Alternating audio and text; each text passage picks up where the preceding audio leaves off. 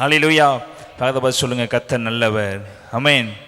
இந்த மாதம் உங்களை திருப்தியாக்குகிற தேவன், இந்த மாதம் உங்களை வழி நடத்துகிற தேவன், இந்த மாதம் உங்கள் குறைவுகளை நிறைவாக மாற்றுகிறவர். முதலாவது சொல்லுங்க, வாய்களை திறந்து விசுவாசமாக பேசினீங்கன்னா உங்கள் விசுவாசத்தின்படியே இந்த மாதத்தை அவர் ஆசீர்வதிக்கிற தேவனாக இருக்கார். ஆமென். நீங்கள் சொல்கிற வார்த்தையின்படியே அவர் ஆசீர்வதிக்கிற தேவனாக இருக்காரு. நீங்கள் என்னெல்லாம் வசனம் சொல்றீங்களோ அந்த வசனத்துக்கு அவர் ஆசீர்வதிக்கிற தேவனாக இருக்கார். ஆமென். ஆமென். உங்கள் ஆசீர்வாதம் எங்கே இருக்குன்னா நம்மளுடைய நாவில் இருக்குது. ஆமென். நீங்கள் வாயை திறந்து சொல்லுங்கள், இயேசு இந்த மாதத்தை நன்மையாய் மாற்றுவா, இயேசு கிறிஸ்து இந்த மாதத்தை கிருபையாய் மாற்றுவா, இயேசு கிறிஸ்து இந்த மாதத்தினை தலையில் உயர பண்ணுவா, இயேசு கிறிஸ்து இந்த மாதத்தை நீ மகிமையாய் நடக்க பண்ணுவார். நம்ம சொல்ல சொல்ல தேவன் அற்புதம் செய்கிறவர். ஆமென். ஆமென். எடுத்து வாசிப்போம். சங்கீதம் 103 அதிகாரம் 5 வசனம். சங்கீதம் 103:5. நன்மையினால் உன் வாயை திருப்தியாக்குகிறார். கழுகுக்கு சமானமாய் உன் வயது திரும்ப வாழ வயது போல் ஆகிறது. ஒடுக்கப்படுகிற யாவருக்கும் கர்த்தர் நீதியையும் நியாயத்தையும் செய்கிறார். கர்த்தர் சொல்லுத்தம் அந்த மாலை வேளையில் உற்சாகமா கரங்களை தட்டி, நன்மையினால் உன் வாயை திருப்தியாக்குகிறார், கழுகுக்கு சமானமாய் உன் வயது வாழ வயது போல் ஆகிறது. பக்கத்தில் பார்த்து சொல்லுங்க, என்னுடைய வாயை இந்த மாத கர்த்தர் நன்மையால் திருப்தியாக்க போகிறாரு. இந்த மாத கர்த்தரை நன்மையால் நடத்த போகிறாரு. நீங்க ஒருவேளை சோர்ந்து போய் வந்திருக்கலாம், ஒருவேளை கலக்கத்தோடு வந்திருக்கலாம், ஒருவேளை இந்த மாதம் எனக்கு எப்படிப்பட்ட மாதமா இருக்க போகிறது, இந்த மாதம் ஆண்டவர் எப்படி நடத்த போகிறாரு, எனக்கு தீங்கு செய்கிறவர்கள் அநேகர் இருக்கிறாங்க, என்னை இடறி விழ பண்ணுகிறவர்கள் அநேகர் இருக்கிறாங்க, என்னை கீழே தள்ளி விடுறவர்கள் அநேகர் இருக்கிறாங்க, என்மேல் பொறாமை கொள்கிறவர்கள் அநேகர் இருக்கிறாங்க. நான் பலருக்கு ஊழியம் செய்தாலும் எனக்கு தீமையானது மாத்திரமே நடந்து கொண்டிருக்கிறது. நான் பலருக்கு உதவி செய்தாலும் என்னுடைய வாழ்க்கையில தீமை வருகிறது, என்னுடைய வாழ்க்கையில நஷ்டம் வருகிறது, என்னுடைய வாழ்க்கையினால் எழும்ப முடியவில்லை, என்னுடைய வாழ்க்கையில ஓட முடியவில்லை. நான் எவ்வளவுதான் இயேசுவுக்கு நேராக வந்தாலும் என்னுடைய வாழ்க்கையில பலவீனம் இருக்குது, போராட்டம் இருக்குன்னு ஒருவேளை நீங்க சொல்லி கொண்டிருந்தீங்கன்னா ஆண்டவராக இயேசு கிறிஸ்து சொல்கிறாரு, உங்க வாயை இந்த மாத நன்மையினால் திருப்தியாக்குவாரு. கல்லுக்கு சமானமான வாழ வயது கர்த்தர் உங்களுக்கு கொடுக்கப்படுறார். ஹல்லேலூயா.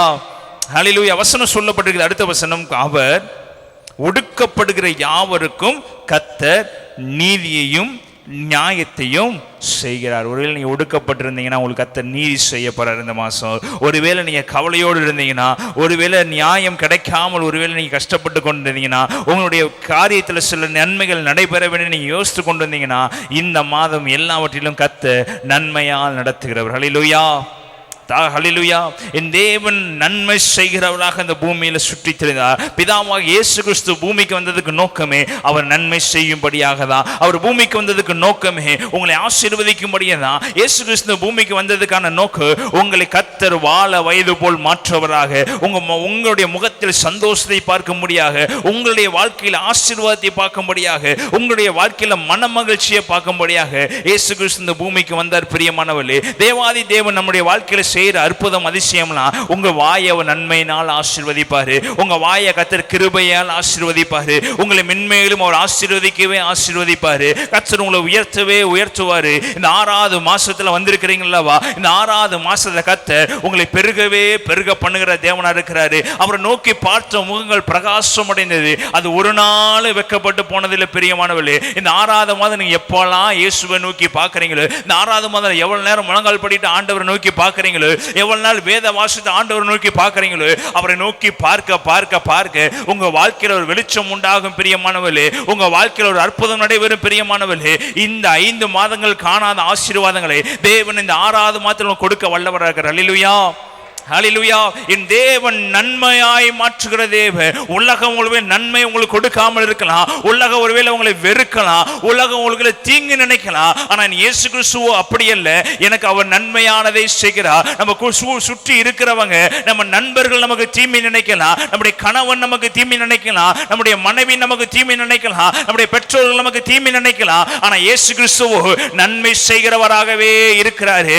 உலகம் நன்மை தராவிட்டாலும் என் இயேசு கிறிஸ்து நன்மையை தருகிறவர், என் இயேசு கிறிஸ்து ஆசீர்வதிக்கிறவர். மருத்துவர்கள் கைவிட்டாலும் சரி, சுற்றி இருக்கிறவங்க கைவிட்டாலும் சரி, யாத்தாதி கர்த்தர் அற்புதம் செய்து நன்மை தர வல்லவராக இருக்கிறார். ஹல்லேலூயா. ஹல்லேலூயா. நீதி செய்கிறவர் ஒருவர் மாத்திரம்தான், ஆசீர்வதிக்கிற ஒருவர் மாத்திரம்தான். உலகம் உண்டாவதற்கு முன்பதே முன்னமே நானே இருக்கிறேன், உலகம் உண்டானதுக்கு பின்பும் நானே இருக்கிறேன், என்னை தவிர வேற தேவன் இல்லை. இருந்தவரும் இருக்கிறவர் வருகிறவரும் ஆகிய சர்வ வல்லமையுள்ள தேவாதி தேவ ராஜாதி ராஜ உங்களுக்கு நன்மை செய்யும்படியாக அவர் இந்த மாதம் உங்க வீடுகளில் வந்து தங்க போறாரு.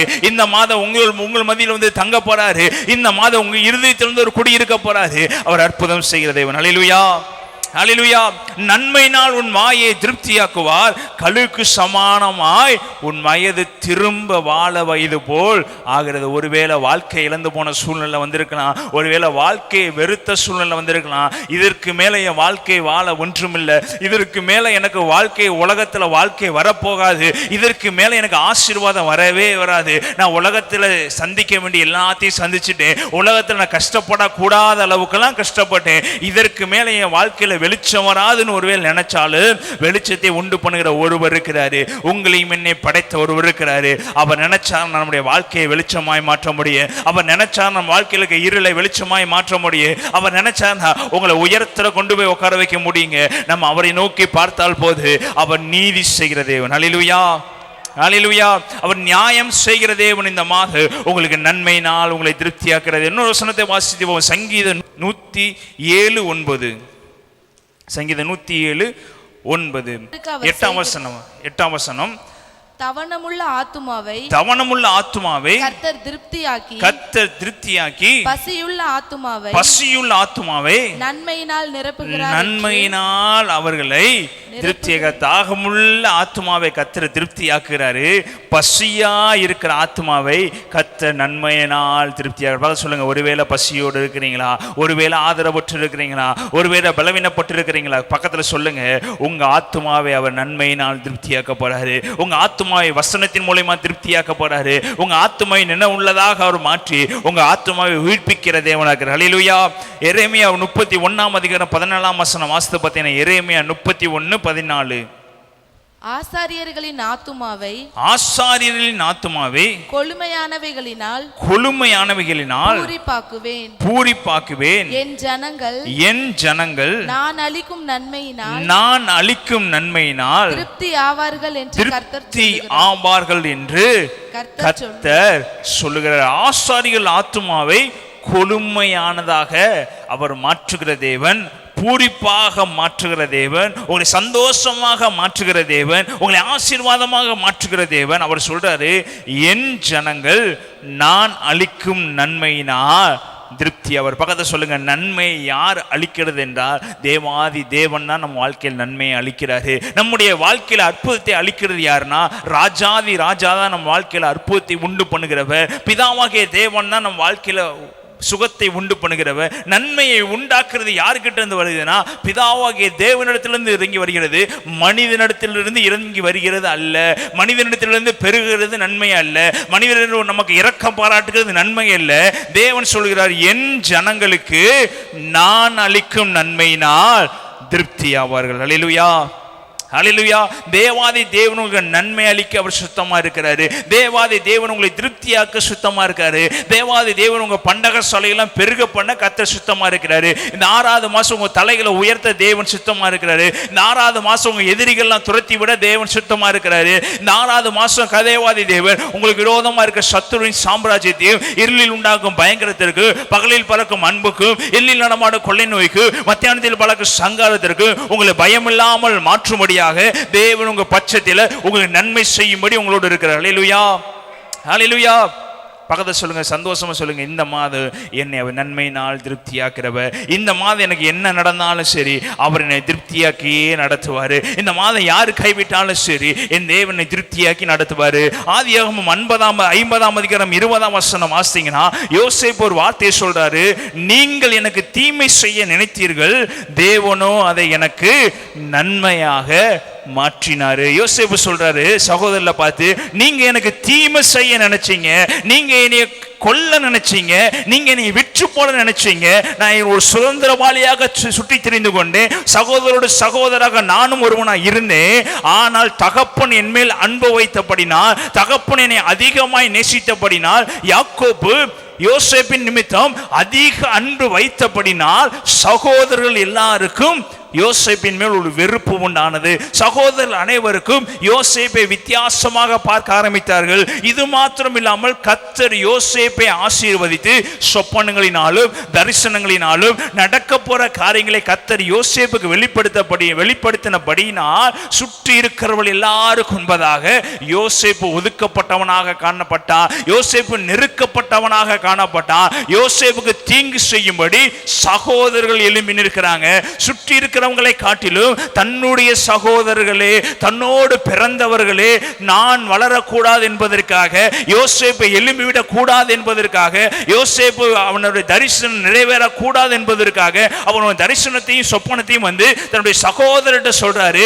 எப்படிப்பட்ட சொப்பனத்தை சொன்னார்னா, அரிக்கட்டுகள் எல்லாம் என்னை வணங்குகிறது என்று சொன்ன அந்த சொப்பனத்தை சகோதரர்கள் கேள்விப்பட்டபடியினால், ஏதோ ஒரு காலத்தில் நம்ம இவனுக்கு அடிமையாக மாறிவிடுவோ, ஏதோ ஒரு காரணத்தில் யாக்கோப்பு யோசேப்பை அதிகமா நேசிக்கிறாரு, யோசேப்பின் கையில நம்மளை விட்டு விடுவார் என்று எண்ணி சகோதரர்கள் யோசேப்பைக்கு தீங்கு செய்ய நினைத்தார்கள். யோசேப்பை அருவருக்க நினைத்தார்கள். யோசேப்பை ஒதுக்கிவிட நினைத்தார்கள். கடைசியாக யோசேப்பை கொல்ல வேண்டும் என்று நினைத்தார்கள். அப்படிதானே பைபிள் அப்படிதான் சொல்றது. எதெல்லாம் அதுக்கு எது காரணம்? ஒரே ஒரு சொப்பனம், தகப்பனுடைய அன்பு, உலகம் காட்டிடாத அன்பு, பிதாவாகிய தேவன் காட்டாத அன்பை கூட யாரை காமிச்சா? யாக்கோப்பு அதிகமா காமிக்கிறார். தேவன் இருக்கிறார், தேவனை காட்டிலும் பெரிய அன்பு செலுத்துறபடி என்ன பண்ணாரு? யாக்கோப்பு அன்பு செலுத்தினார். இந்த அன்பு யாருடைய கண்களுக்கு விரோதமா இருந்தது? சகோதரருடைய கண்களுக்கு விரோதமா இருந்தது. தேவன் பச்சதாவும் உள்ள தேவன் அல்ல, அவர் எல்லாத்தையும் ஒரே மாதிரி அன்பு செலுத்துகிற தேவன். இந்த யாக்கோப்பு யோசேப்பின் மேல் அதிக அன்பு வைத்திருந்தான். அதிக அன்பு எங்கே கொண்டு போய் விட்டது என்றால், அவனை விற்று போடும் அளவுக்கு கொண்டு போய் விட்டது. நீங்க உலக சிநேகம் எங்க கொண்டு போய் விடும்னா, மரணத்துக்கு ஏதுவாக உங்களை கொண்டு போய் விடு, சாபத்துக்கு ஏதுவாக உங்களை கொண்டு போய் விடு, உங்களை ஒரு சிக்கல்ல கொண்டு போய் விடு. இதுதான் உலக அன்பு. ஆனா என் தேவாதி தேவன் அன்பு எப்படி தெரியுமா? உங்களை தீமைக்கு யாராவது ஒப்பு கொடுத்தாலும், உங்களை யாராவது விலத்தள்ள விரும்பினாலும், உங்களை யாராவது உங்களை கொல்ல வேண்டும் என்று விரும்பினாலும், என் தேவாதி தேவன் அங்கிருந்து உங்களை தூக்கி நன்மையான பாதையில் நடத்துகிற தேவன். அல்லேலூயா, அல்லேலூயா. இப்ப யோசேப்பை தீங்கு செய்யும்படி சகோதரர்கள் யோசேப்புக்கு விரோதமாய் எழும்பினார்கள். அதுவரைக்கும் சகோதரர்களுக்குள்ள ஒரு ஒருமனப்பாடு இருந்ததா என்று தெரியவில்லை. சகோதரருக்குள்ள சந்தோஷம் 12 சகோதரர்களும் இருந்ததா என்று தெரியவில்லை. 12 சகோதரர்களுக்கு வேறுபாடுகள் இருந்ததா என்று தெரியவில்லை. அவங்களுக்குள்ள வேறுபாடுகள் அநேகம் இருந்திருக்கலாம், அவங்களுக்குள்ளே போட்டிகள் அநேகம் இருந்திருக்கலாம். ஏன்னா ஒவ்வொருவரும் ஒவ்வொரு கோத்திரமாய் கர்த்தர் மாற்றி இருக்கிறது. கண்டிப்பா ஒவ்வொருவருக்கும் ஒவ்வொரு விதமான போட்டி பொறாமைகள் இருக்கும். ஆனா யோசேப்புக்கு தீங்கு செய்ய நினைக்கும் போது சகோதரர்கள் எல்லாரும் ஒன்றாக மாற்றப்பட்டார்கள். எல்லாருடைய சிந்தனையும் ஒரே மாதிரியாக மாற்றப்பட்டது. அந்த 11 பேரும் 12 பேரும் யோசேப்புக்கு விரோதமாக ஒரே மாதிரி காரியங்களை சிந்திக்க ஆரம்பிச்சாங்க. இப்போ உங்களுக்கு தீங்கு செய்ய வேண்டும் என்று பிசாசு நினைக்கும் போது, உங்க சுற்றி இருக்கிறவங்க எல்லாரையும் ஒன்று சேர பண்ணி எல்லாரும் உங்களை விழுங்கும்படியாக சுற்றி வருவான். நன்மை செய்யும் போது ஒருவரும் நம்ம பக்கத்தில் இருக்க மாட்டாங்க. ஆனா தீமை என்று வரும்போது உன் எதிரிகள் எல்லாரும் ஒன்று சேர்ந்து உங்களை அட்டாக் பண்ண நினைப்பாங்க. நமக்கு தீமை நடைபெறும் போது எல்லாரும் சேர்ந்து சிரிக்கும்படியாக பிசாசன ஒரு பெரிய சேனையை உண்டு பண்ணிடுவான். நம்ம ஆசீர்வாதமான ஒரு கூடாரத்துக்குள்ள ஒருமனப்பாட்டை பார்க்கறது கஷ்டம். ஆனா பிசாசின் காரியத்தில் ஒருமனப்பாட்டை அதிகமா பார்க்கலாம். நம்ம எப்ப விழுங்கலாமோ என்று பிசாசானவன் வகை தேடி சுற்றி திரிகிறான். எப்பொழுது நம்ம தள்ளலாம் என்று பிசாசானவன் வகை தேடி சுற்றி திரிகிறான். அவங்களுக்குள்ள இருக்கிற ஒருமனப்பாடு மிகவும் அதிகமா இருந்துச்சு. அதற்கு முன்னாடி வரைக்கும் யோசேப்புக்கு தீங்கு செய்ய நினைக்கிறதுக்கு முன்னாடி வரைக்கும் அவங்களுக்குள்ள ஒரு போட்டி பொறாமை இருந்தது. ஆனா யோசேப்பு குழியில தள்ளணும்னு நினைக்கும் போது எல்லாரும் ஒன்றாக யோசித்து, எல்லாரும் ஒன்றாக ஒருமனப்பட்டு எல்லாரும் சேர்ந்து தான் சொல்றாங்க, இவனை குழியில் தள்ளுவோம். அப்ப தீங்கு செய்ய நினைத்தாங்க, அவனை கொல்ல நினைத்தாங்க. ஆனா ஆண்டவர் என்ன பண்ணாருங்க? நன்மை செய்ய நினைத்தாங்க. சொல்லுமா, ஒருவேளை உலகம் உங்களுக்கு தீங்கு செய்ய நினைக்கலாம், உலகம் உங்களை தூக்கி போட நினைக்கலாம், உலகம் ஒருவேளை உங்களை கொல்ல நினைக்கலாம். ஆனா இயேசு அப்படி பண்ணுகிற தேவன் அல்ல, உங்களுக்கு நன்மையை செய்கிற தேவன். ஆமென். அவர் வாக்குத்தத்தத்தை சொன்னவர் நிறைவேற்றி முடிக்கிற அளவுக்கு உங்களை கைவிடாத தேவன். பிரியமானவர்களே, தேவன் அந்த சகோதரர்கள் எல்லாரும் அவனை கொல்ல பார்த்தார்கள். அப்புறம் அவங்களுக்குள்ள சில சில வேறுபாடுகள் இருந்தது. அவனை கொல்ல வேண்டாம், இவனுடைய பாவத்துக்கு நம்ம உடன்கட்டையாக இருக்க வேண்டாம், இவனை எப்படியாவது 20 வெள்ளிக்காசுக்கு விற்று விடலாம் என்று சொல்லி அவனை விற்று விட்டார்கள். ஆனால் சகோதரர்கள் சொன்ன ஸ்டேட்மெண்ட் எப்படியா இருந்தது? யோசேப்பை ஒரு சிங்கம் அடித்து போட்டது, யோசேப்பை ஒன்று கொன்று விட்டது, அவன் இரத்தத்தை மாத்திரம் தான் பார்த்தோம், அவனுடைய துணியை மாத்திரம் தான் பார்த்தோம், அவன் துணி முழுவதும் இரத்தமா இருந்தது, நாங்கள் அவனை பார்க்க முடியல, அவன் செத்து விட்டான் என்று சொல்லி சகோதரர்கள் ஓடி சொல்றாங்க. ஆனா சகோதரர்களுக்கு தெரியும் அவன் சாகவில்லை, அவனை 20 வெள்ளிக்காசுக்கு விற்று விட்டோம் என்று.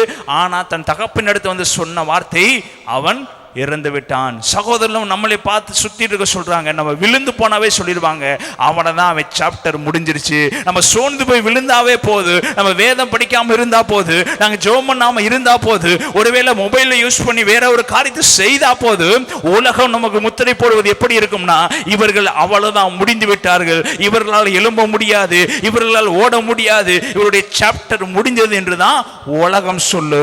ஆனா தேவன் அப்படிப்பட்டவர் அல்ல.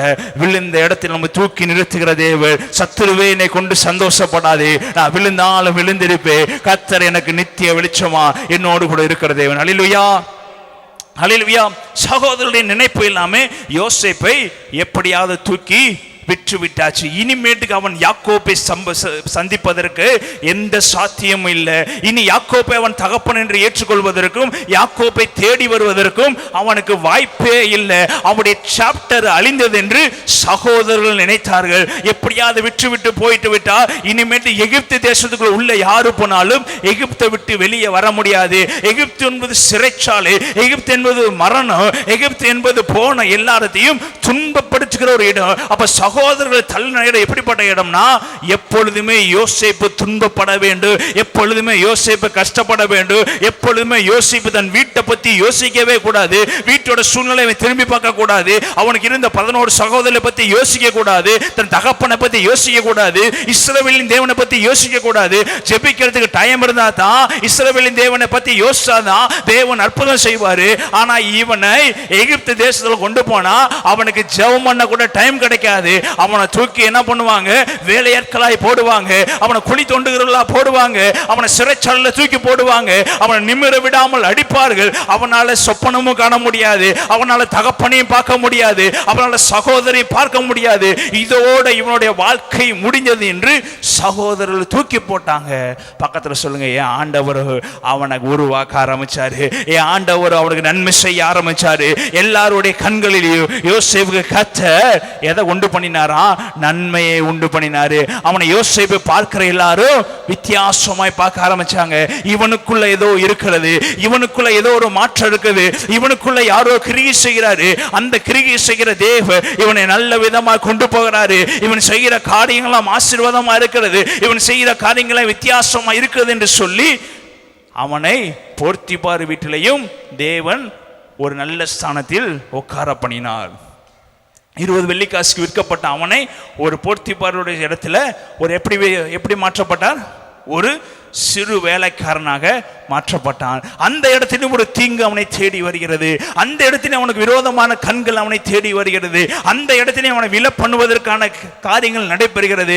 ஒரு பிள்ளை, விசுவாச பிள்ளை எழும்ப ஆரம்பிச்சா பிசாசு 4 மடங்கு அவனுக்கு விரோதமாக எழும்புவான். ஒரு விசுவாச பிள்ளை விசுவாசத்தை பத்தி பேச ஆரம்பிச்சா, வசனத்தை பத்தி பேச ஆரம்பிச்சா, ஜெபிக்க ஆரம்பிச்சா, நீங்க ஒரு ஸ்டெப் வைக்கும் போது பிசாசு 4 ஸ்டெப் வச்சு முன்னாடி வருவான். உங்களை எப்படியாக விழுங்க பண்ண வேண்டும், உங்களை எப்படியாவது தீமைக்குள்ள விழுக பண்ண வேண்டும், எப்படியாவது உங்க வாழ்க்கையில இருக்க ஜெபத்தை பிடுங்கி போட வேண்டும், எப்படியாவது உங்க வாழ்க்கையில இருக்க விசுவாசத்தை பிடுங்கி போட வேண்டும், எப்படியாவது உங்களுடைய வேத வாசிப்பை பிடுங்கி போட வேண்டும் என்று சொல்லி சத்துரு உங்களுக்கு விரோதமாக பல மடங்கு கிரியை செய்வான். ஆனா பக்கத்துல சொல்ல, கடைசியில் ஆவியானவரே கொடியேற்றுவாரு.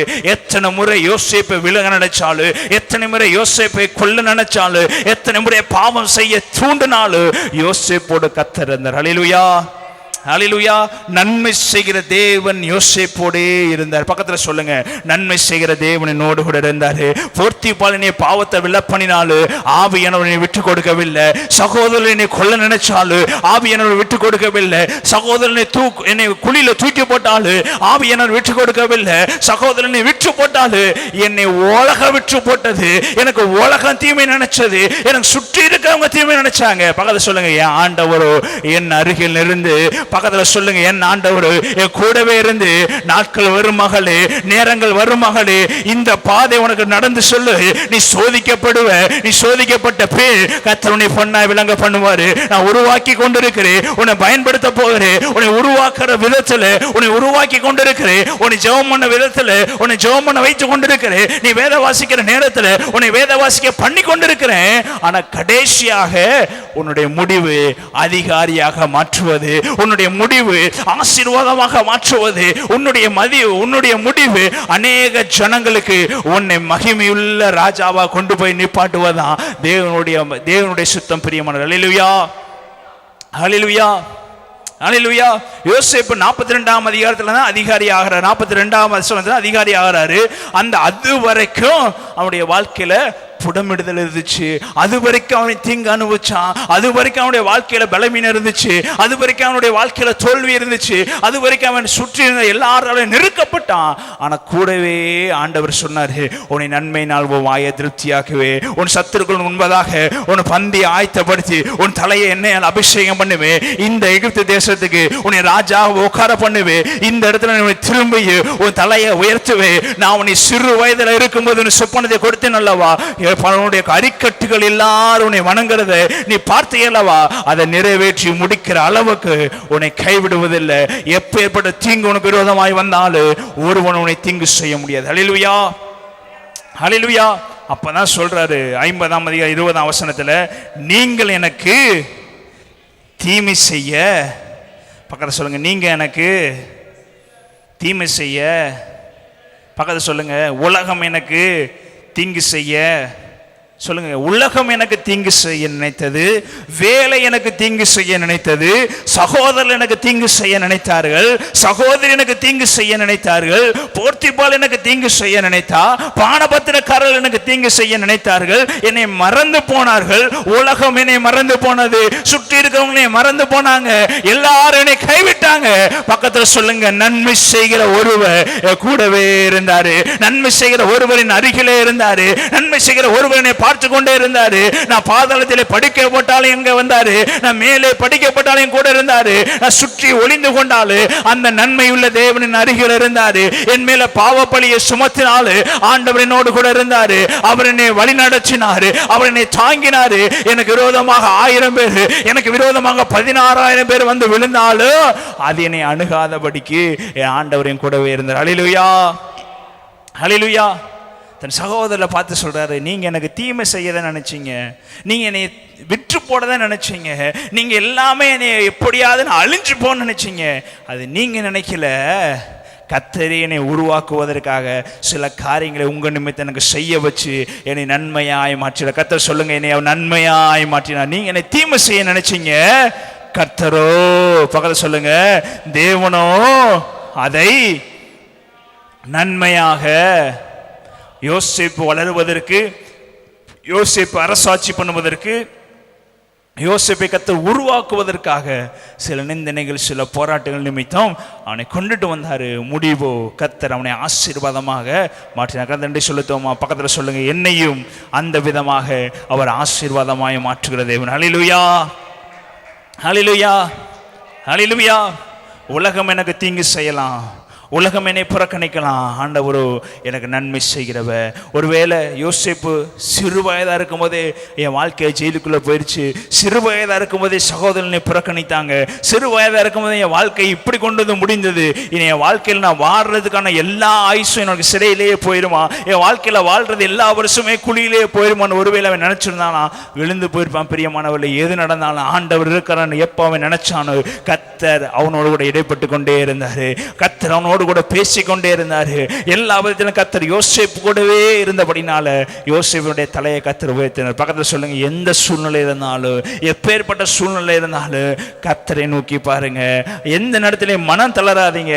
ஆண்டவர் இருக்கிறார், இயேசு இருக்கிறாரு, என்னை உருவாக்கினவர் இருக்கிறார், என்னை வழி நடத்தவர் இருக்கிறார், என்னை பேர் சொல்லி அழைத்தவர் இருக்கிறார், என்னை உள்ளங்கையில வரைந்தவர் இருக்கிறாரு, அவர் என் கூட இருக்கிறார் இருக்கிறார் நீங்க சொல்லி சொல்லி சொல்லி நீங்க துதிக்கும் போது கர்த்தர் உங்களை உயர்த்த வல்லவராகிறார். ஹல்லேலூயா, ஹல்லேலூயா. ஆதியாகமம் 29ஆம் அதிகாரம் 23ஆம் வசனம் ஃபுல்லா அந்த அதிகாரங்களை வாசித்து பார்த்தீங்கன்னா, லாபான் என்ற ஒரு சகோதரர் இருக்கிறாரு.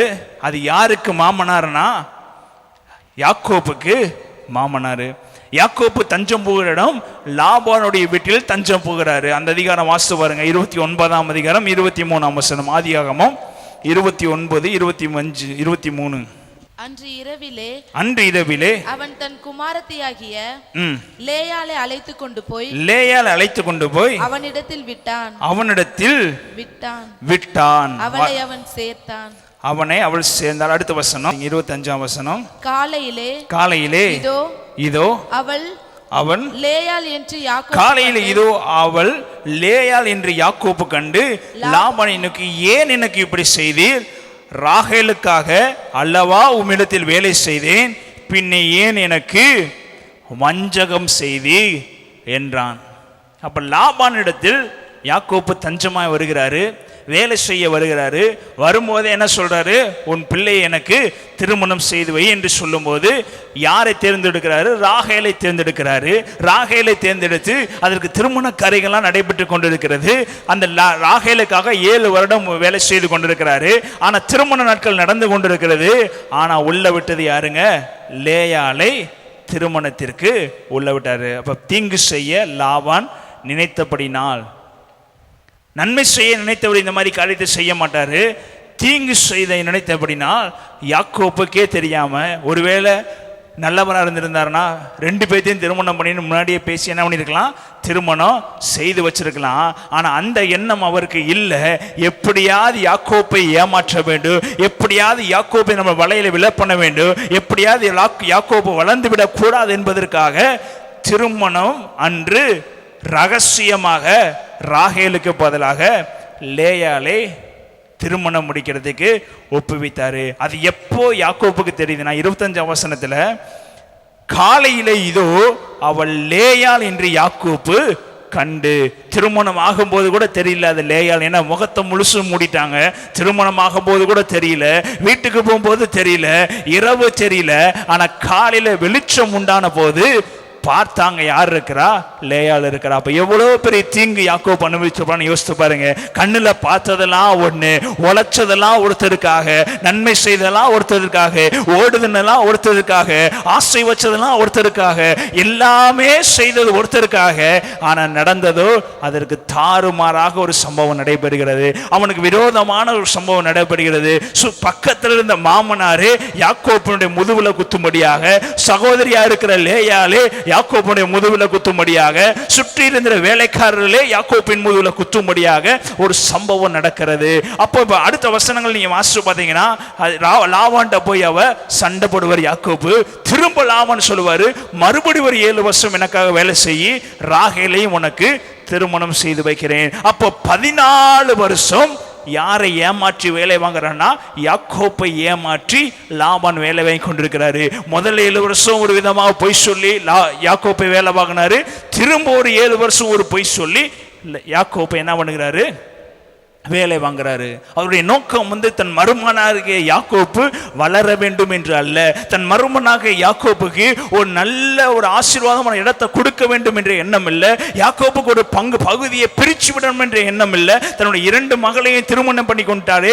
2 மகள் தான் நமக்கு இருக்கிறாங்க. அந்த 2 மகளுக்கு திருமணமாக போது இந்த 2 மகளுக்கு தேவையான காரியங்களை செய்து வைக்க வேண்டும் என்ற எண்ணம் லாபானுக்கு இல்லாதிருந்தது. லாபானுடைய எண்ணம் எல்லாம் எப்படி இருந்துச்சுன்னா, யாக்கோப்பின் மேல் வெறுப்போம், யாக்கோப்பை எப்படியாவது ஏமாற்ற வேண்டும், யாக்கோப்பை எப்படியாவது அழிச்சு விட வேண்டும். ஆனா யாக்கோப்பின் நிமித்தம் வருகிற ஆசீர்வாதம் மட்டும் வேண்டும் என்று லாபான் எண்ணிக்கொண்டிருந்தான். அப்ப நம் நிமித்தம் அநேகருக்கு நன்மை உண்டாகும். ஆனா அவர்கள் நம்மை பார்க்கிற விதம் எப்படிப்பட்ட விதமா இருக்குன்னா, பகையாளியாக பார்ப்பாங்க, தீமை நினைக்கிறவரா பார்ப்பாங்க, நம்ம விலப்பண்ணுகிறவாக பார்ப்பாங்க. ஆனா நாம் அவங்களுக்கு என்ன செய்து கொண்டு இருப்போம்? இவ்வளவு பிரச்சனையின் மத்தியிலையும் இவ்வளவு போராட்டத்தின் மத்தியிலையும் நம்ம தஞ்சம் புகுந்த ஒரே ஒரு காரணத்துக்காக நம்ம ஜெபம் பண்ணி ஓடிக்கொண்டிருப்போம். ஆண்டவராய கர்த்தர் நம்மோடு இருக்கிறபடினால தேவன் நம்மளை ஆசீர்வதித்துக் கொண்டே இருப்பாரு. அந்த 14 வருஷமும் லாபானுக்கு தெரிஞ்சிருச்சு, யாக்கோப்பு இருக்கிற தான் ஆசீர்வாதம், யாக்கோப்பு இருக்கிறனாலதான் செழிப்பு, யாக்கோப்பு இருந்தனாலதான் நம்முடைய படைகள் எல்லாமே வர்த்திக்க பண்ணது, நம்முடைய பேர் எல்லாமே வர்த்திக்க பண்ணப்பட்டது என்று லாபானுக்கு தெரிந்தது. தெரிஞ்சனால தான் யாக்கோப்பை திரும்ப திரும்ப வேலையாட்களாக வைத்துக் கொள்ள வேண்டும், திரும்ப திரும்ப அவனை என்ன பண்ணணும், தன்னை கீழேயே வைத்துக் கொள்ள வேண்டும் என்று சொல்லி லாபான் எண்ணி எண்ணி யாக்கோப்பை ஏமாற்றி கொண்டிருந்தார். அந்த வசனத்தை வாசி 29 27 வசனத்தில் 28 வசனம் வாசினா மறுபடியும் 7 வருஷம் வேலை செய்தான், மொத்தம் 14 வருஷம். அடுத்து ஆதியாகமம் 31 7 வசனம் வாசித்து பார்த்தீங்கன்னா சம்பளத்தை 10 முறை மாற்றினாராமா. அந்த வருஷத்துல சம்பளத்தை எத்தனை முறையை மாற்றினாராம்? 10 முறை மாற்றி வஞ்சகம் பண்ண நினைச்சாரு. ஒரு சம்பளத்தை இல்லாமல் ஒவ்வொரு வாட்டியும் யாக்கோப்பை ஏமாற்றி ஏமாற்றி ஏமாற்றி ஒவ்வொரு விதமான சம்பளத்தை கொடுத்து 10 முறை மாற்றினாரு. ஆதியாகமம் 30 35 வசனத்தை வாசித்து பார்த்தீங்கன்னா யாக்கோப்பின் வளர்ச்சியை தடுக்க லாபான் பல முறை முயற்சி செய்தான். யாக்கோப்புக்கு நஷ்டம் வரும்படி பல முறை அவர் திட்டம் பண்ணினாரு. 35 36 வசனம் வாசித்து பார்த்தீங்கன்னா எப்படியாவது அவனை நஷ்டப்படுத்த வேண்டும். வாசிங்க 30 35 வசனம். அந்நாளிலே கலப்பு நிறமும் வரியும் உள்ள வெள்ளாட்டு கடாக்களையும் புள்ளியும் வரியும் உள்ள வெள்ளாட்டு கடாவையும் சற்று வெண்மையும் கருப்பும் உள்ள செம்மறியாடுகள் யாவையும் பிரித்து தன் குமாரரிடத்தில் கொடுத்து, அப்ப நலமா இருக்கிற எல்லாமே தன்னுடைய குமாரன் லாபானுடைய குமாரனிடத்தில் கொடுத்து, செழிப்பா இருக்கிறது எல்லாமே லாபானுடைய குமாரனிடத்தில் கொடுத்து, ஆசீர்வாதமான எல்லாமே லாபானுடைய குமாரனிடத்தில் கொடுத்து 36 வசனம் தனக்கும் யாக்கோபுக்கும் இடையிலே 3 நாள் பிரயாண தூரத்தில் இருக்கும்படி வைத்தான். பிரயாண தூரத்தில் இருக்கும்படி வைத்தான். லாபானுடைய மற்ற ஆடுகளை யாக்கோபு மேய்த்தான். யாக்கோபு மேய்த்தான். நலமானது எல்லாத்தையும் கொண்டு போய் ஒளிச்சு 3 நாள் பிரயாணம் கொண்டு போய் வச்சுட்டு லாபாவுடைய மற்ற ஆகாத ஆடுகள், ஒண்ணுக்காவாத ஆடுகள், பலவீனமான ஆடுகள், தேராத ஆடுகள் எல்லாவற்றையும் யாரை மேய்க்கப்பட்டான்? யாக்கோப்பை. இப்ப எப்படிப்பட்ட எண்ணம் பாருங்க லாபானுடைய எண்ணம். நலமானைகள் எல்லாத்தையும் கொண்டு போய் குமாரனுக்கு கொடுத்து, அதுவும் அந்த தேசத்தில் இல்லாதபடி 3 நாள் பிரயாணம் பட்டு போய் அந்த இடத்துல விட்டு இல்லாது பொல்லாதெல்லாம் கொண்டு வந்து யாக்கோப்பை வளர்க்கும்படி யாக்கோப்பிற்கு தீங்கு செய்ய லாபான் நினைத்தான். நஷ்டம் உண்டாக வேண்டும் என்று லாபான் நினைத்தான். ஒரு மாமனார் இவ்வளவுலாம் செய்வாரா? உலகம் எல்லாமே செய்யும். பக்கத்தில் சொல்லுங்க, ஆவியானவர் தான் நம்மளோடு இருந்து நம்மளை ஆசீர்வதிக்கிறார். ஹல்லேலூயா, ஹல்லேலூயா. முதலாவதாக அவனுக்கு இழைக்கப்பட்ட தீங்கு என்னன்னா ராகேலுக்கு பதிலாக லேயால் வந்தது. 2வது தீங்கு என்ன நினைச்சாரு? 7 வருஷம் வந்தவரை 14 வருஷம் தங்க வச்சு அவனை தீங்கு செய்ய நினைச்சாரு. 3வது என்ன பண்ணாரு? 10 முறை அவனுடைய சம்பளத்தை மாற்றி 10 தடவை அவனை ஏமாற்றி அவருடைய சம்பளத்தை மாற்றி தீங்கு செய்ய நினைச்சாரு. 4வதாக என்ன செய்ய நினைத்தாரு? சுற்றி இருக்கிற எல்லா நலமான ஆடுகளையும் கொண்டு போய் ஒரு தூரத்தில் வச்சுட்டு ஒண்ணுக்காவாத ஆடுலாம் யாக்கோபிட்ட கொண்டு வந்து வச்சுட்டு என்ன பண்றாரு? தன் மகனுக்கும் யாக்கோபுக்கும் விரோதமாக சண்டை உண்டாக்கும்படி நினைச்சாரு.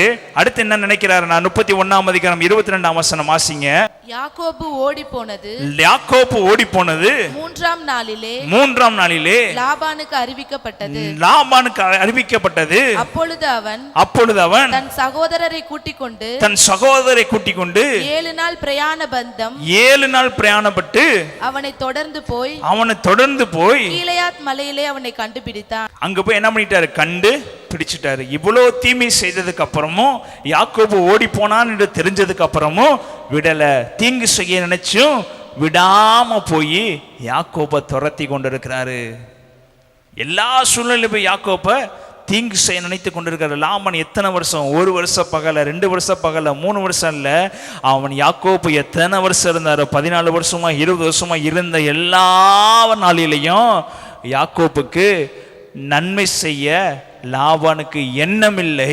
மேலாக என்ன இருந்துச்சுன்னா தீங்கு செய்ய எண்ணம் இருந்துச்சு. அவனை அழிக்கிற எண்ணம் இருந்துச்சு. அவன் நல்லா இருக்கக்கூடாது என்கிற எண்ணம் லாபானுக்கு இருந்துச்சு. அவன் செழிப்பாக மாறிக்கொண்டே இருக்கிறான். அவனோடு இருக்கிற தேவன் அவனை ஆசீர்வதித்து கொண்டே இருக்கிறாரு, அவனை உயர்த்தி கொண்டே இருக்கிறார் என்று லாபானுக்கு தெரிஞ்சனால அவனை வைத்து வேலையை வாங்கி நம்முடைய சந்ததியை பெருக பண்ணலாம் என்ற எண்ணம் லாபானுக்கு இருந்ததே அல்லாமல் யாக்கோப்பு வளர வேண்டும் என்ற எண்ணம் லாபானுக்கு இல்லை. பிரியமானவர்களே, தீங்கு செய்ய நினைத்து கொண்டே இருக்கிறாரு. அந்த வசனத்தை வாசித்து பார்த்தீங்கன்னா 31ஆம் அதிகாரம் 24ஆம் வசனம் 23ஆம் வசனம் வாசிங்க. அப்பொழுது அவன் தன் சகோதரரை கூட்டிக் கொண்டு 7 நாள் பிரயாண பரியந்தம் அவனை தொடர்ந்து போய் கீலேயாத் மலையிலே அவனை கண்டுபிடித்தான்.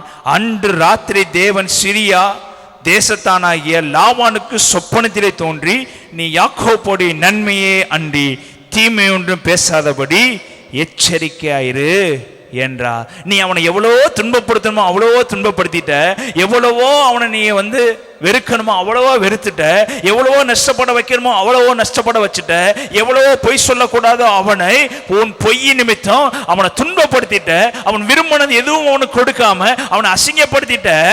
ஆனா இப்பொழுது கூட்டிட்டு போகிறவர் நான் அல்லவா, இப்பொழுது அவனை உயர்த்துகிறவர் நான் அல்லவா, இப்போ அவனுக்கு வேற ஜாதியை கொடுக்கிறது நான் அல்லவா, நான் சொன்னதை செய்யுமலும் கைவிடாமல் அவன் நடத்துகிறது நான் அல்லவா. இப்போ பிதாவாகிய தேவன் யாக்கோபோடு இருந்தபடினால இப்ப லாபான் திரும்பியும் யாக்கோபுக்கு தீங்கு செய்யும்படி தேடி வருகிறாரு. கீலேயாத் தேசம் எங்கும் மலை எங்கும் தேடி வருகிறாரு. 3 நாள் பிரயாணப்பட்டு ஓடி வருகிறாரு. எப்படியாவது யாக்கோபை பிடித்து விட வேண்டும், எப்படியாவது யாக்கோபை அழித்து விட வேண்டும், எப்படியாவது யாக்கோபுக்கு இந்த நன்மை நடக்க கூடாது என்பதற்காக திரும்பவும் தேடி தேடி தேடி தேடி வருகிறாரு. பக்கத்துல பார்த்து சொல்லுங்க, குறுக்க ஆண்டவர் நிற்கிறார். ஹல்லேலூயா, ஹல்லேலூயா. குறுக்க என் பிதாவாகிய தேவன் நிற்கிறார். அவர் சொல்றாரு, நன்மையை தவிர தீமை ஒன்று அவன்கிட்ட பேசக்கூடாது, நீ நன்மையை மாத்திரம் தான் பேசணும். ஏன்னா நான் நன்மை செய்கிறவ, நான் அற்புதம் செய்கிறவ, நான் அதிசயம் செய்கிறவ, நான் அவனை உயர்த்த விரும்புகிறேன், நான் அவனை கீழாக்காமல் மேலாக்க விரும்புகிறேன், நான் அவருக்கு பல பரிவாரங்களை கொடுத்து ஆசீர்வதித்து வலப்புறமும் இடப்புறமும் மேற்புறமும் எல்லா பலவும் நான் பெருக செய்ய போகிறேன். சோ நீ போய் நன்மையை தவிர தீமை ஒன்றும் பேசாதபடி எச்சரிக்கையாரு. சொல்லுங்க, உங்களுக்கு இதுவரைக்கும் யாக்கோப்பு போல பின்னாடியே லாபான் அரிச்சு கொண்டே இருக்கலாம். இதுவரைக்கும் இத்தனை மாத காலங்கள் உங்களோட வாழ்க்கையில் இருக்க ஆசீர்வாதங்களை சுரண்டி கொண்டே இருக்கலாம். இதனால் வரைக்கும் லாபான் போல பிசாசன் உங்களோட வாழ்க்கையை கெடுத்து கொண்டே இருக்கலாம். கர்த்தர் சொல்றாரு, இதற்கு மேல நீ அவனுக்கு நன்மையை தவிர எதுவும் செய்யக்கூடாது. எச்சரிக்கையாரு. ஓ வாயில தீங்கு ஒன்று வரக்கூடாது, ஓ வாயில வேற காரியம் எதுவும் வரக்கூடாது. இனி அவனை கையில ஏந்தி கொண்டு போகிறது ஆவியானவர், இனி உன்னை பாதுகாக்க போறது ஆவியானவர், இந்த மாறாத மாசம் உன்னை உயர்த்த போகிறது ஆவியானவர். மனுஷர்கள் உன்னை துரத்த முடியாது. ஆவியானவர்கள் உனக்கு விரோதமாக உனக்கு முன்பாக வரும்போது கர்த்தர் மனுஷர்களுக்கு விரோதமாக உனக்கு தீங்கு செய்களுக்கு விரோதமாக நின்று அவர்ல சொல்லுவாரு, இதுவரைக்கும் நீ தீங்கு செஞ்சுட்ட, இனி அவர்களை தொடர்பது உனக்கு அனுமதி அல்ல, நன்மையை தவிர வேறொன்றும் பேசக்கூடாது. எச்சரிக்கையாரு. எத்தனை முறை பிசாசு உங்கள் விழுங்க நினைத்தான், ஆண்டவர் தான் சொல்லுவாரு, நன்மை செய்ய நான் இருக்கிறேன், நன்மை செய்ய நான் இருக்கிறேன். வெறுமையாய் போன யாக்கோபுக்கு இவ்வளவுதான் லாபான் தீங்கு செய்ய நினைச்சாலும் எல்லா இடத்திலும் கர்த்தர் யாக்கோபுக்கு நன்மையை மாத்திரமே செய்தாரு. கல்யாணத்தை பண்ண வச்சு ஆசீர்வதித்தாரு, பெருக்கத்தை உண்டு பண்ணாரு, ஆடு மாடுகளை பெருக பண்ணாரு, ஆசீர்வாதத்தை கொடுத்தாரு. போகும்போது தனிமரமா போனா, வெளியே வரும்போது பல ஜாதிகளை பின்படுத்தி பல பிள்ளைகளை பெற்றெடுத்து ஆசீர்வாதமாய் கர்த்தர் வெளியே கொண்டு வந்தாரு. ஒருவேளை அந்த 20 ஆண்டுகள் 14 ஆண்டுகள் வேதனை இருந்திருக்கலாம். ஆனா வேதனையின் மத்தியில கர்த்தர் யாக்கோபை உருவாக்கி உருவாக்கி உருவாக்கி உருவாக்கி நன்மை செய்து நன்மை செய்து நன்மை செய்து கடைசியாக அந்த நன்மை லாபான் பிடுங்கி விடக் கூடாது என்பதற்காக கர்த்தர் யாக்கோபை வேறு பிரிக்கிறாரு. திரும்பியும் லாபான் அந்த ஆசீர்வாதத்தை பிடுங்க வருகிறான். கர்த்தர் சொல்றாரு, இவனை ஆசீர்வதித்தது நான், இவனை உயர்த்தினது நான். நீ இவனுக்கு தீங்கு செய்ய நினைச்ச, ஆனா நானும் அவனுக்கு தீங்கு செய்ய நினைக்கல, அவனுக்கு நன்மை செய்ய நினைத்தேன் என்று சொல்லி எதிரியை பார்த்து சொல்றாரு, இதற்கு மேல நீ பேசாத, நன்மை தவிர ஒன்றும் பேசாத, உன் வழியா நீ போ என்று சொல்லி கர்த்தர் யாக்கோபை ஆசீர்வதித்தாரு. அவன் வாயை நன்மையினால் நிரப்பினாரு. அவன் கையிட்டு செய்யற எல்லா வேலையும் கர்த்தர் ஆசீர்வதித்தாரு. அவன் போகிற பாதையெல்லாம் கர்த்தர் திறந்து கொடுத்தாரு. அவன் செய்யற எல்லா காரியங்களும் கர்த்தர் அவனை ஆசீர்வதித்து அவனை உயர்த்தினார். பிரியமானவர்களே, எவ்வளோதான் பிசாசு உங்களை நெருக்கி வந்தாலும் பக்கத்தில் சொல்லுங்க, நன்மை செய்கிறவன் கூட இருக்கிறாரு. என் வாயை நன்மையால் திருப்தியாக்குறவன் கூட இருக்கிறாரு. எதிரிகள் வெள்ளம் போல வந்தாலும், எதிரிகள் எப்பேற்பட்ட காரியத்தோடு நமக்கு விரோதமாக வந்து நம்ம விழுங்க நினைச்சாலும், ஆவியன் நமக்காக கொடியேற்றுகிறவன் நம்மளோடு கூட இருக்கிறாரு. அற்புதம் செய்கிறவன் நம்மளோடு கூட இருக்கிறாரு. அதிசயம் செய்கிறவன் நம்மளோடு கூட இருக்கிறாரு. அதே போலதான் ஈசாக்கு எத்தனை முறை போய் துறவு பெற்றினாலும், ஈசாக்கு எத்தனை முறை போய் அவனுடைய விவசாயம் பண்ணாலும், அமலேக்கியர் அவனை எப்படியாவது பிடித்து விட வேண்டும், அவனை எப்படியாவது தூற்றி போட வேண்டும், அவனுக்கு ஆசீர்வாதம் வரக்கூடாது, அவனை சபிக்க வேண்டும் என்று பல முறை அமலேக்கியர் ட்ரை பண்ணாங்க. ஆனா கர்த்தர் அவனை 100 மடங்கு கர்த்தர் விளைய செய்தாரு. அவன் வெற்றின குறவை போய் தூத்தி போட்டாங்க. கர்த்தர் அடுத்த துறவை கொண்டு போய் தோண்ட பண்ணாரு. அடுத்த குறவுல தோண்ட போகும்போது மண்ணை தூத்தி போட்டாங்க. அடுத்த துறவை தோண்ட பண்ணாரு. அடுத்த துறவுல கர்த்தர் இறங்கி வந்து வற்றாத ஜீவன் நதியை கொடுக்கும் போது அவர்கள் அந்த துறவை தூர்த்து போட முடியவில்லை. ஏன்னா இவருக்கு நடுவாக ஆண்டவராகிய தேவன் இறங்கி வந்தாரு. பல முறை உங்களை தூர்த்து நினைத்து போட்டாலு, சில இடங்களை தேவன் அனுமதிச்சிருப்பாரு. சில இடங்களில் உங்களுக்கு நன்மை வர காரியம் இருந்திருக்கு. ஆனா பிசாசத்தை தூர்த்து போட்டிருப்பான். ஆனா வற்றாத ஜீவநதி வரும்போது அதை ஒருவனாலும் தூர்த்து போட முடியாது. அது ஒருவனாலும் பிடுங்கி போட முடியாது. அது ஒருவனாலும் அழித்து போட முடியாது. ஏன்னா அப்ப ஆண்டவராகிய கர்த்தர் பகிரங்கமா இறங்கி வந்து உங்களுக்கு முன்பதாக நின்று கொண்டிருப்பார். ஹல்லேலூயா, ஹல்லேலூயா. சில இடங்களில் உங்களை பழக்கப்படுத்தி இருக்கும்போது ஆண்டவர் நம்மளோட நடக்கிறது நமக்கு தெரியாம இருக்கு. பழக்கப்படுத்தி கொண்டிருக்கும் போது அவர் நம்மள்ட்ட பேசுறது தெரியாம இருக்கு. ஆனா ஒரு எண்டு நம்முடைய வாழ்க்கையில ஆண்டவர் நமக்கு தத்ரூபமா கிரியை செய்யற நாட்கள் நமக்கு தெரிய ஆரம்பிக்கு. அவர் தத்ரூபமா நம்மளோட பேசுகிறது நம்ம பார்க்க ஆரம்பிக்கு. அவர் தத்ரூபமா நம்ம பக்கத்துல இருந்து அவர் சொல்லிக் கொடுக்கிறது தெரிய ஆரம்பிக்கும் போது நம்ம நினைப்போம், சத்ரு நம்மளை தொட முடியாது, நம்மளோட இருக்கிற ஒரு பயங்கரமான பராக்கிரமசாலி என்று அறிந்து கொள்வோம். அல்லேலூயா, அல்லேலூயா. அதற்கு சில நாட்கள் ஆய்கொண்டுதான் இருக்கு. அதனால நம்ம பலவீனப்பட்டு சோர்ந்து விடக்கூடாது. தேவன் நம்மளை நன்மையினால் திருப்தியாக்குற வரைக்கும் அவர் நம்மளை கைவிடுகிற தேவன் அல்ல. ஹல்லேலூயா, ஹல்லேலூயா. அவர் கிருபை செய்கிற தேவன், நன்மை செய்கிற தேவன். எடுத்து வாசிப்போம்.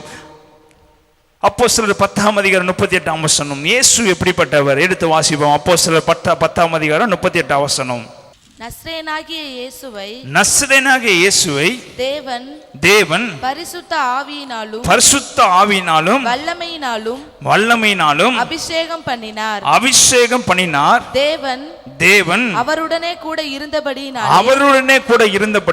அவர் நன்மை செய்கிறவராயும் பிசாசின் வல்லமையில் அகப்பட்ட யாவரையும் குணமாக்குகிறவராயும் சுற்றி திரிந்தார். இயேசு கிறிஸ்து இந்த பூமிக்கு வந்தது என்னங்க? நன்மை செய்யும்படி. இயேசு கிறிஸ்து பூமிக்கு வந்தது என்னங்க? நமக்கு உதவி செய்யும்படி, நம்மளை மேன்மையுள்ள வாழ்க்கை வாழும்படி. நசரேயனாகிய இயேசுவை தேவன் பரிசுத்த ஆவியினாலும் வல்லமையினாலும் அபிஷேகம் பண்ணினார். பரிசுத்த ஆவியானவர் இயேசுவை அபிஷேகம் பண்ணினாரு. அபிஷேகம் பண்ணிட்டு தேவன் அவருடனே கூட இருந்தபடியினால் அவர் நன்மை செய்கிறவராக. அப்ப இயேசு கூட யார் இருக்கிறார்? பரிசுத்த ஆவியானவரும் பிதாவும் இயேசு கூட இருந்துகிட்டே இருக்கிறபடினால இப்ப பக்கத்துல பார்த்து சொல்லுங்க, இயேசு நம்முடைய வாழ்க்கையில வந்துட்டா ஆட்டோமேட்டிக்கா அதுக்கு மேல இருக்கிறது யாருங்க? பிதா நம்மளோட வந்துருவாரு. அவரோட இருக்கிற பரிசுத்த ஆவியானவர் நம்மளோட கூட வந்துருவாரு. அப்ப இயேசு கூட பரிசுத்த ஆவியானவர் பிதாவும் இருந்தபடினா இயேசு கிறிஸ்து நன்மை செய்கிறவராக இந்த பூமியில் சுற்றித் திரிந்தாரு. நன்மை செய்கிறவர்கள் இந்த பூமியில் உலாவினாரு. இது மாத்திரமல்லாமல் தேவன் அவருடைய இருந்தபடியினால் அவர் நன்மை செய்கிறவராயும் பிசாசின் வல்லமையினால் அகப்பட்ட யாவரையும் குணமாக்குவராகவும் சுற்றி திரிந்தார். இப்போ இத்தனை வல்லமைகளை வைத்துக் கொண்ட இயேசு கிறிஸ்து, பிதாவையும் பரிசுத்த ஆவியானவரையும் பெற்றுக்கொண்ட இயேசு கிறிஸ்து நமக்குள்ள வரும்போது அவர் நமக்கும் நன்மை செய்கிறவராக, நம்முடைய பாவத்தையும் மன்னிக்கிறவராக, நம்முடைய வியாதியையும் சுகமாக்குறவராக, நமக்கு தீங்கு செய்ய நினைத்தவர்கள் மத்தியில் நம்மை ஆசீர்வதிக்கும்படியாக, நம்முடைய கடனை மாற்றும்படியாக, நம்முடைய வேதனையை மாற்றும்படியாக, நம்முடைய துக்கத்தை மாற்றும்படியாக, நமக்கு விரோதமாய் நமக்கு எழும்புகிறவர்களுக்கு மத்தியில் நம்மளை ஆசீர்வதிக்கும்படியாக அவர் நமக்குள் நன்மை செய்யும்படி அவர் சுற்றி திரிந்து கொண்டிருக்கிறார். ஹல்லேலூயா, ஹல்லேலூயா. பக்கத்துல சொல்லுங்க, இயேசு எனக்குள் இருக்கிறபடினால அவர் எனக்கு நன்மை மாத்திரம் தான் செய்வாரு.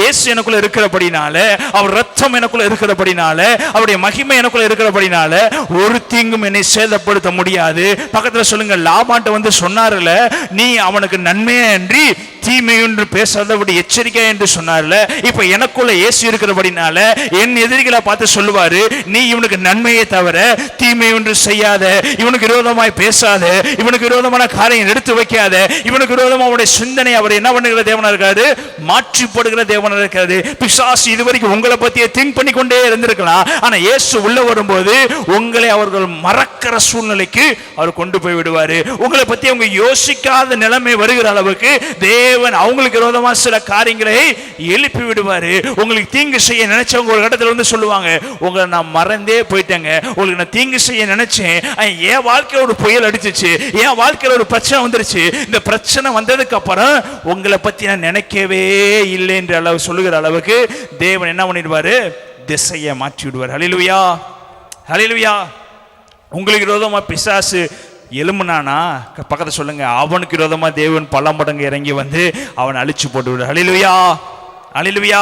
தேவன் பெரியவருங்க, அவர் நன்மை செய்கிறவராக சுற்றி திரிந்து கொண்டு, என்னுடைய வாழ்க்கையில் நன்மை செய்கிறவராக அவர் சுற்றி திரிந்து கொண்டிருக்காரு. யார் எனக்கு விரோதமாக எழுப்பினாலும் அவர் என்னோடு இருக்கிற நம்பிக்கை நமக்கு வேண்டும். யார் நமக்கு விரோதமாக என்ன பேசினாலும் அவர் நமக்குள்ள இருக்கிறார். என் விசுவாசம் என்னை ரட்சிக்கு, என் விசுவாசம் என்னை வர்த்திக்க பண்ணு, என் விசுவாசம் எனக்கு இல்லாதவரை இருக்கிறவர்களை போக மாற்று, என்னுடைய விசுவாசம் என்னை பரலோகத்துக்குள்ள கொண்டு போகு, என்னுடைய விசுவாசம் என்னை மகிமையின் மேல் மகிமைக்குள்ள கொண்டு போகு, என்னுடைய விசுவாசம் எனக்கு தீங்கு செய்ய நினைத்தவர்களையும் மாற்றி எனக்கு நன்மை செய்ய பண்ணும். ஹல்லேலூயா, ஹல்லேலூயா.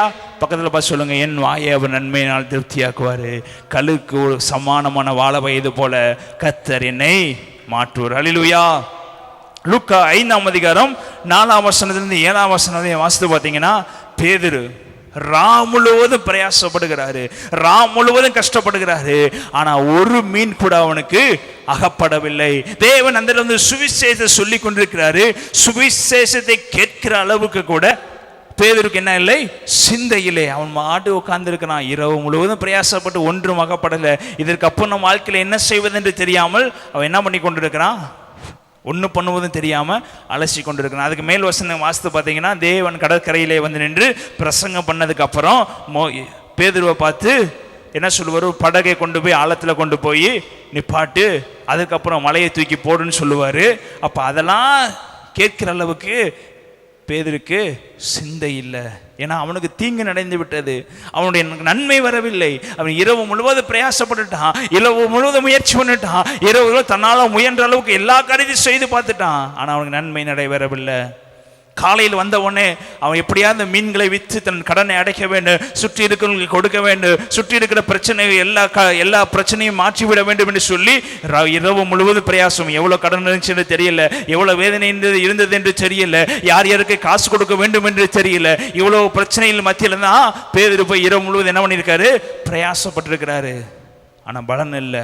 இதெல்லாம் அறிந்த இயேசு ஒருவர் இருக்கிற. பக்கத்தை சொல்லுங்க, அவனுக்கு நடக்கிற பிரச்சனையெல்லாம் அறிந்த இயேசு ஒருத்தர் இருக்கிறாரு. அவன் எவ்வளோ பேத்துக்கு கொடுக்கணுங்கிற தேவை இயேசுவுக்கு தெரிந்தபடினால, இவன் இத்தனை பேருக்கு கடனாளியா இருக்கிறான் என்று தேவை இயேசுவுக்கு தெரிஞ்சபடினால, இவ்வளோ கஷ்டப்படுகிறான் என்று இயேசுவுக்கு தெரிஞ்சபடினால, அவர் கஷ்டத்துக்கு ஏற்ற மாதிரி ஆசீர்வாதத்தை கொடுக்கல, அவனுக்கு நிரம்பி வழியும்படி கர்த்தர் ஆசீர்வாதத்தை கொடுக்கிறாரு. அவர் அவன் கஷ்டம் இவ்வளவுதான் சொல்லி அவனை மீனை தூக்கி அவன் வலையை தூக்கி போடும்போது ஒரு 2 கிலோ இருந்தா போது, 4 கிலோ இருந்தா போது அவன் கடன் அடைஞ்சிரு, ஒரு 50 கிலோ இருந்தா போது கடன் அடைஞ்சிரும் சொல்லி 50 கிலோ கொடுத்து கர்த்தர் பேதுரு ஆசீர்வதிக்கல.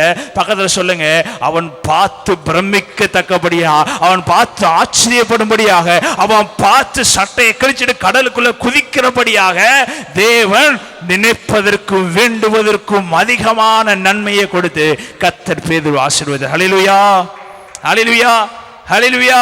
கடன் வாங்கினவன் அடுத்து கடன் கொடுக்கிறவன ஒரே இடத்துல மீனை போட்ட உடனே, ஒரே இடத்துல வலையை போட்ட உடனே சுற்றி இருக்கிற படகுகள் எல்லாத்தையும் வர வச்சு எல்லா படகும் நிரம்பப்படி செய்து, அப்ப அந்த இடத்துல அவன் ஒரு செல்வ சீமாட்டியாய் கர்த்தர் மாற்றினாரு. அந்த இடத்துல அவனை மதிக்க தகுந்த ரூபமாய் கர்த்தர் மாற்றினாரு.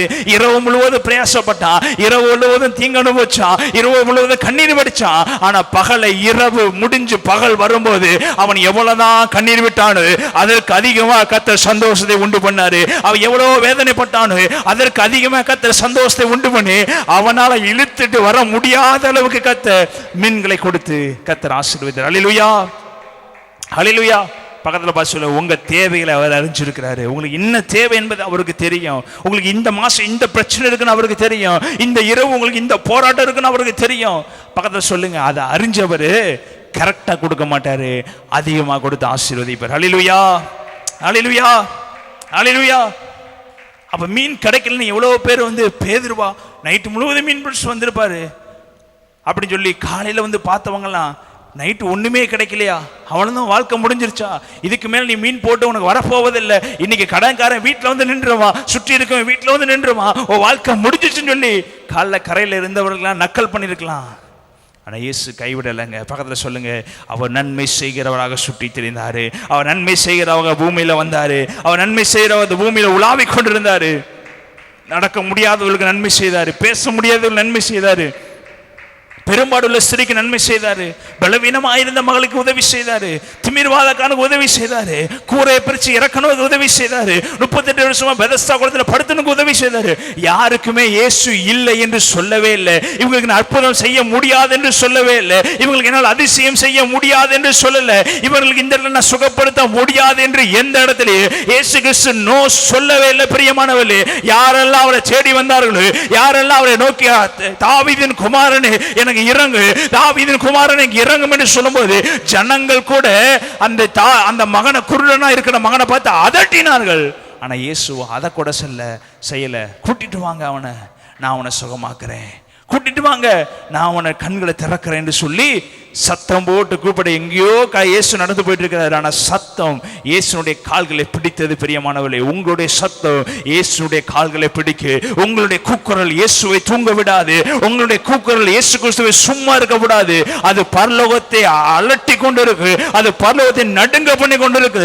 உங்களுடைய ஜெபம் அப்படிப்பட்ட ஜெபம், உங்களுடைய விசுவாசம் அப்படிப்பட்ட விசுவாசம். நீங்க நினைக்கிறாங்க சும்மா ஜெபம் இயேசு கேட்கிறாரா கேட்க மாட்டேங்கிறான்னு தெரியவில்லை நீங்க பேசலாம். ஆனா அந்த குருடன் சொல்ற, தாவீதின் குமாரனே எனக்கு இறங்கும் சொல்லும் போது இயேசுவால ஸ்டெப் எடுத்து வைக்க முடியலைங்க. அப்படியே கால்களை அவருடைய சத்தம் இறுக பிடித்தது. நீ உங்களுடைய சத்தமும் இயேசுனுடைய பரலோகத்துடைய இடத்தை இறுக பிடிக்கிறதாக மாறணும். இறுக பிடிக்கிறதாக மாறும்போது தேவன் உடனே இறங்கி வருகிற தேவனா இருக்கிறாரு. நம்ம வாயில உள்ள எப்படிப்பட்ட வார்த்தையை பேசுகிறோம் என்பது முக்கியம். விசுவாசமா வார்த்தையை பேசுங்களா? அன்னைக்கு இருக்க குருடனுக்கு தெரியும், இந்த சான்ஸை விட்டா எனக்கு அடுத்த சான்ஸ் கிடைக்காது, இந்த நேரத்தை நான் யூஸ் பண்ணிக்கலன்னா என் வாழ்க்கையில இப்படிப்பட்ட ஒரு காரியம் நடக்காது என்று தெரிஞ்சபடினால அவன் ஓயாது கூப்பிட்டு கொண்டிருந்தான், ஓயாது அலட்டி கொண்டிருந்தான், ஓயாது போய் இயேசுவுடைய சமூகத்தில் உட்கார்ந்து, தாவீதின் குமாரனே, தாவீதின் குமாரனே, தாவீதின் குமாரனே, ஜனங்களினால் என்னை தீங்கு செய்றாங்க, ஜனங்களினால் என்னை விரட்டுறாங்க, ஜனங்கள் எல்லாம் சத்தம் போடாது அமைதர் என்று சொல்றாங்க, ஆனா அற்புதம் செய்ய நீ இருக்கிறே, என் சத்தத்தை கேட்கிற ஒருத்தர் இருக்கிறே, என்னை ஆசீர்வதிக்கிற ஒருத்தர் இருக்கிறே, என் கண்களை திறக்கிற ஒருத்தர் இருக்கிறே, நீ செய்ய வல்லவர் என்று சொல்லி அந்த குருடன் சத்தம் போட்டு கூப்பிட்டு கொண்டிருந்தான். இயேசு திரும்பினாரு. பக்கத்துல சொல்லுங்க, அவர் நன்மை செய்கிறவராக சுற்றி திரிந்து இருக்கிறவர், அவர் நன்மை செய்கிறவராக பிசாசின் படியில் இருக்கிறவங்களுக்கெல்லாம் கத்த நன்மை செய்கிறவராக சுற்றி திரிகிறவர் திரும்பி வந்தாரு. அவனை பார்த்து தொட்டு சுகமாக்கினாரு. 38 வருஷம் பெதஸ்தா குளத்தில் இருக்கிறான். எல்லா தேவதூர்ல வர்றாங்க, குளத்தை கலக்குறாங்க, அநேகர் உள்ள விழுந்து ஆசீர்வாதத்தை பெற்றுக்கொள்றாங்க, அநேகருக்கு சுகமா இருக்குது. ஆனா 38 வருஷம் குளத்துக்குள்ள கூட போக முடியாததுக்கு பலன் இல்லாம, குளத்துக்குள்ள இறங்குற அளவுக்கு சத்துவம் இல்லாம, யாருமே உதவி செய்யல, யாருமே தூக்கி கொண்டு போய் போடல. அவருடைய தாய் தகப்பன் எங்க இருந்தாங்கன்னு தெரியல, அவருடைய சகோதரர்கள் எங்க இருந்தாங்கன்னு தெரியல, அவன் சுற்றி இருந்தவங்க எங்க இருந்தாங்கன்னு தெரியல. அவனை தூக்கிட்டு போய் போடுவதற்குள்ள யாரும் இல்லை. ஒரு வருடம் அல்ல, 2 வருடம் அல்ல, நீங்களும் நானும் இது மாதிரி ஒரு குளத்துல உட்கார்ந்துருந்தோம்னா ஒரு 2 வருஷம் உட்காந்துட்டு ஓடி இருந்திருப்போம். அவ்வளவுதான், எனக்கு அற்புதம் நடைபெறல. ஒருவேளை 3 வருஷம் உட்காந்துட்டு ஓடி இருப்போம், அற்புதம் நடைபெறவில்லை. ஒருவேளை ஒரு 10 வருஷம் உட்காந்துட்டு ஓடி இருப்போம், அவ்வளவுதான், நான் 10 வருஷம் ட்ரை பண்ணிட்டேன், என் வாழ்க்கையில அற்புதம் நடைபெறல. இந்த 38 வருஷம் அவன் எப்படி பாத்ரூம் போயிருப்பான், 38 வருஷம் எப்படி குளிச்சிருப்பான், 38 வருஷம் எப்படி பிரஷ் பண்ணிருப்பான், 38 வருஷம் எப்படி உட்கார்ந்துருப்பான். ஆனா அவருடைய நம்பிக்கை எப்படி இருந்துச்சுன்னா, என்னைக்காவது ஒரு நாள் குளத்துல குளிச்சிடுவேன், என்னைக்காவது ஒரு நாள் குளத்துல இறங்கிடுவேன், என்னைக்காவது ஒரு நாளைக்கு அற்புதம் நடைஞ்சிடும், என்னைக்காவது ஒரு நாளைக்கு நான் எழுந்திருச்சிடுவேன், என்னைக்காவது ஒரு நாளைக்கு என் வாழ்க்கையில ஒரு மாற்றம் வரும், மாற்றம் வரும், மாற்றம் வரும்னு சொல்லி 1 வருடம் அல்ல, 2 வருடம் அல்ல, 3 வருடம் அல்ல, 30 38 வருஷமாய் விசுவாசமாய் படுத்திருக்கிறான். 38 வருஷமா தேவன் வருவார் நம்பி படுத்திருக்கிறான். 38 வருஷமாய் ஒருவர் உதவி செய்யவில்லை. 38 வருஷமாய் ஒருவரை பார்க்கல. 38 வருஷமாய் ஒருவரை இறங்கி வந்து நீ நல்லா இருக்க என்று கேட்கவில்லை. ஆனா என் தேவனாகிய இயேசு கிறிஸ்து இறங்கி வந்தாரு. என் இயேசு கிறிஸ்து தேடி வந்தாரு. என் இயேசு கிறிஸ்து வந்து சொல்றாரு, நீ 38 வருஷம் படுத்திருந்தே அல்லவா, நீ 38 வருஷம் விசுவாசமா இருந்தா அல்லவா, உனக்கு நான் நன்மை செய்கிறவங்க சுற்றி திரிந்து கொண்டு இருக்கிறேன். அந்த குளத்துல அநேகருக்கு குளத்துக்குள்ள குளிக்கிறதுக்கு பலன் இருந்துச்சு. ஆனா பக்கத்துல பார்த்து சொல்லுங்க, பலனே இல்லாமல் ஒருத்தன் உட்கார்ந்து இருக்கிறா, நடக்கவே முடியாமல் உட்கார்ந்து இருக்கிறா, பார்க்கவே முடியாம உட்கார்ந்து இருக்கிறா, உதவி செய்வதற்கு யாரும் இல்லாமல் உட்கார்ந்து இருக்கிறா. 38 வருஷம் அந்த பெருசா குளத்திலேயே அதிக வருஷம் உட்கார்ந்து இருக்கு. ஒருவேளை அவனா இருந்திருக்கலாம். பக்கத்துல சொல்லுங்க, இத்தனை வருஷம் உட்கார்ந்தவனுக்கு ஒன்னு இருந்துச்சு. என்ன இருந்துச்சுன்னா, என்னைக்காவது ஒரு நாளைக்கு சுகமானாதான் இந்த குளத்தை விட்டு போவேங்கிற நம்பிக்கை அவனுக்கு இருந்துச்சு. அவன் இயேசுவை ஏற்றுக்கொண்டானா ஏற்றுக்கொள்ள எனக்கு தெரியல. ஆனா அவன் முடிவு பண்ணிட்டான், சுகம் நடைபெறாமல் இந்த குளத்தை விட்டு நான் என்ன பண்ண மாட்டேன், போக மாட்டேன். அது 50 வருஷமா இருந்தாலும் சரி, 60 வருஷமானாலும் சரி. அவனுக்கு வியாதி 38, ஆனா இயேசுவுக்கு வயசோ 32, 33, 31. அப்ப இயேசு பிறக்கிறதுக்கு முன்னாடியில இருந்தே அவன் பெதஸ்தா குளத்துல இடத்த பிடிச்சு படுத்திருந்தான். அவனுக்காக இயேசு தேடி வந்தார். பக்கத்துல சொல்லுங்க, வருஷம் ஆறுது முக்கியம் இல்லைங்க, உன்னை சுகப்படுத்த ஒருத்தர் வருவாரு. வருஷம் போறது முக்கியம் இல்ல, உன்னை தேடி ஒருத்தர் வருவாரு. கொல்லாம் கலக்கப்படும் போது சுகமாறது வேற, இயேசுவே வந்து சுகமாக்குறது வேற. அவர் வந்து சொல்றாரு, நீ எழுந்து நட. ஹல்லேலூயா, ஹல்லேலூயா. அவர் சுகப்படுத்துகிற தேவன், அவர் நன்மை செய்கிற தேவன். பக்கத்துல சொல்லுங்க, இந்த மாதம் கர்த்தர் என்னை நன்மையினால் திருப்தியாக்குவாரு, நன்மையினால் திருப்தியாக்குவார். ஒருவேளை வருடங்கள் போனது என்று நினைக்கிறாயா, கர்த்தர் சொல்றாரு, வருடங்கள் போனாலும் அவர் என்னை நன்மையால் திருப்தியாக்குவாரு. அவர் நன்மையினால் என்னை திருப்தியாக்குவார். எனக்கு தீங்கு செய்ய அநேகர் நினைச்சாங்க, ஆனா தேவனோ எனக்கு நன்மை செய்தாரு. யாக்கோபுக்கு தீங்கு செய்ய லாபான் பலமுறை எண்ணினாரு, கர்த்தர் நன்மை செய்தாரு. யோசேப்புக்கு தீங்கு செய்ய சகோதரர் நினைத்தாங்க, தீங்கு செய்ய போத்திபார் நினைச்சாங்க, தீங்கு செய்ய மற்றவங்க நினைச்சாங்க. ஆனா கர்த்தரோ தீங்கு செய்யவில்லை, கர்த்தர் நன்மையாக மாற்றினாரு. உன்னை ஒருவேளை உங்களுடைய பாடுகள் சோதனைகள் ஒருவேளை உங்களுக்கு தீங்கு செய்யற போல இருக்கலாம். பக்கத்துல சொல்லுங்க, அவர் நன்மையாக மாற்ற என் கூட இருக்கிற எல்லாருடைய எலும்பி நின்று நேசிக்கன்மை பரலோக ஜமானே, இந்த மாலை வேலைக்கு அவன் நோக்கி பார்க்கிற ராஜா, நன்மை செய்கிறேன் தேவாதி தேவன். இந்த நல்ல வேலையில் ராஜா அதை பார்க்கிற கேட்கிற யாவருக்கும் இயேசுவினால் நன்மை செய்வீராக ராஜா, நன்மையினால் திருப்தியாக்குவீராக ராஜா, இரட்டிப்பான நன்மையினால் நிரப்புவீராக ராஜா. கைது செய்த ஒவ்வொரு வேளையிலும் இந்த 6வது மாசம் நன்மை உண்டாகட்டும் என்று இயேசுவின் நாமத்தில் செபிக்கிற ராஜா. எல்லாத்திலே கட்டுகள் இயேசுவின் நாமத்தில் அறுக்கப்படுவதாக ராஜா. இயேசு கிறிஸ்துவின் நாமத்தில் பிள்ளைகளுக்கு விரோதமாய் தீங்கு நினைக்கிற எல்லா தீங்கும் இயேசுவின் நாமத்தில் நிர்மூலமாகட்டும் என்று செபிக்கிற ராஜா. இயேசு கிறிஸ்துவின் நாமத்தில் ஆவியோட வல்லமை ஒரு விஷயாக இறங்கட்டும் என்று செபிக்கிற ராஜா. பிள்ளைகளுக்கு விரோதமாக எழும்புற எல்லா ஆயுதம் வாய்க்காலே போவதாக ராஜா. நீ நன்மை செய்தவர்கள் சுற்றி வருவீராக என்று செபிக்கிற ராஜா. வாயிலை நன்மையினால் திருப்தியாக்குவீராக, வாழ்க்கையை நன்மையினால் திருப்தியாக்குவீராக. பார்க்கிற யாவரையும் ஆசீர்வதிங்க. நீர் மகிமைப்படும் எல்லா துதிகளும் மகிமை செலுத்துகிறேன். காத்துக்கொள்ளும் மகிமைப்படுத்தும். ஆமென். எல்லாரும் எழுமி